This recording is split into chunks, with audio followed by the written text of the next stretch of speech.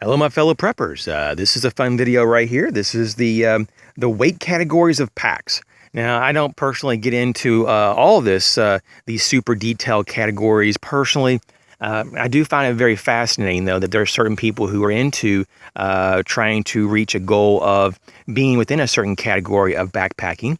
I would say for me personally, though, I try to struggle to be between an ultralight backpacker and a lightweight backpacker. And we'll talk about this more in just a second. So I'm not an extreme backpacker. I don't try to do that.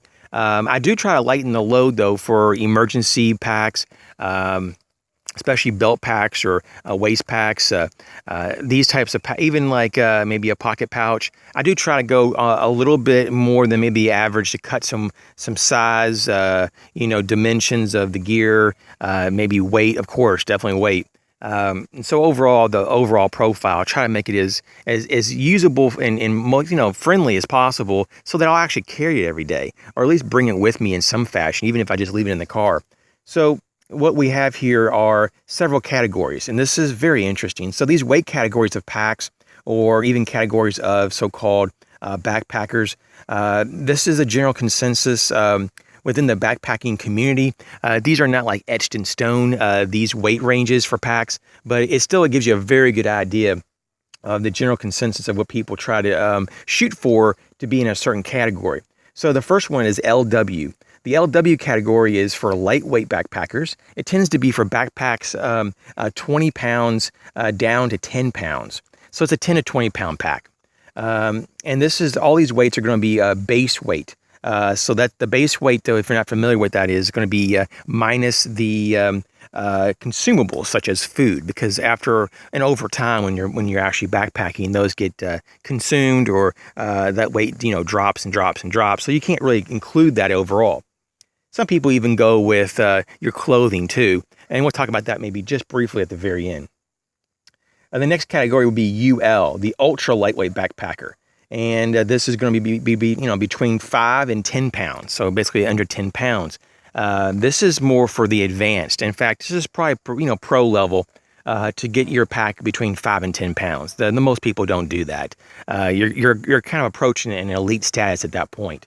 At this point, you're going to have some pretty high-end gear. If not, you're going to have a very minimalist pack.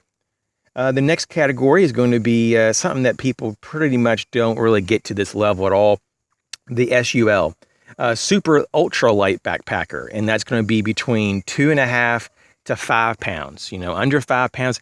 This is the elite right here. This is pretty much the cream of the crop. People who have really studied what their core basics were and their real basic needs, and they just have just enough. And maybe even not even have redundancies, which could put you in a slight safety issue when you're out there. But these people kind of are start to rely on more of their skill sets, knowledge, and experiences to guide them to this very ultralight, or in this case, super ultralight backpack. So these are some of the elite backpackers. And lastly, the elite of the elite, the 1% of the elite. If even that, go to the next level. This is the 2.5 pound and lower pack.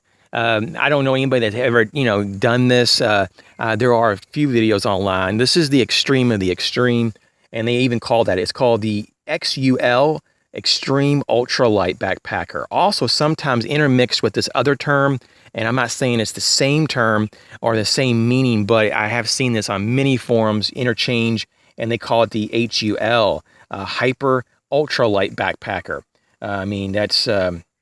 That's extremely lightweight, 2.5 pounds or less. Just to compare these numbers to the average base weight for the average backpacker, it runs around 35 pounds on up. But 35 pounds is a pretty good average. I know when I first started doing this, I was hitting around 30 pounds pretty consistently, and then I kind of started to understand different techniques and things, and even gear that I didn't need. And then, of course, you build skills and knowledge, and I got it down to 20 pounds fairly quick within a few years. Now I can get it, between 10 and 15 pounds. That's kind of where I stay typically. So I'm basically an ultralight backpacker for the most part. Between 10 and 20 pounds. Now, just in closing, Just want to talk about, the a lot of the HULs, the hyper ultralights, and the XULs, extreme ultralight people. Sometimes they even include their clothes in that 2.5 pounds. So they're using extremely light synthetic clothing. And I'm not even so sure if that includes their shoes, but I have a feeling that maybe it does. So some of these people, I mean, it's everything, except their the consumables like food. So it's a very impressive loadout. Lastly, though, we just want to talk about less weight equals less energy and less body fatigue. And of course, the less the pack weighs, you have more abilities, physically, because you're not going to be so tired to cross, over challenging terrain for longer periods of time, of course. So you got to consider the upside of all this, the lower weight you have. Of course, there's also the downside on some of this, that the more extreme you go, sometimes you're just forced to cut out products in certain gear, and so you don't have redundancies or you don't have the capabilities for certain things. Maybe like a fixed blade knife. You may have to get a very small fixed blade knife, or you might even go with these, for example, like the hyper or extreme ultralight backpackers. They may not even carry a fixed blade at all. In fact, most of them don't. They might have a 1 ounce or less Fote knife, and that's their blade. That to me is actually probably just, this is just my opinion, and I'm not knocking anybody and judging anybody, but that could be a little bit,